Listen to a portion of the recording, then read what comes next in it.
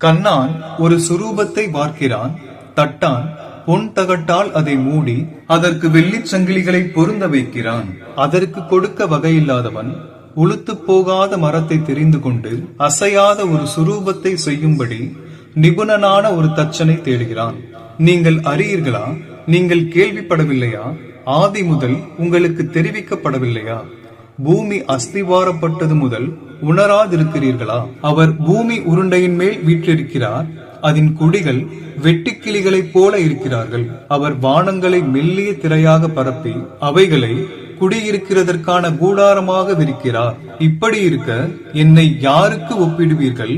எனக்கு யாரை நிகராக்குவீர்கள் என்று பரிசுத்தர் சொல்லுகிறார். நான் கர்த்தர், இது என் நாமம்.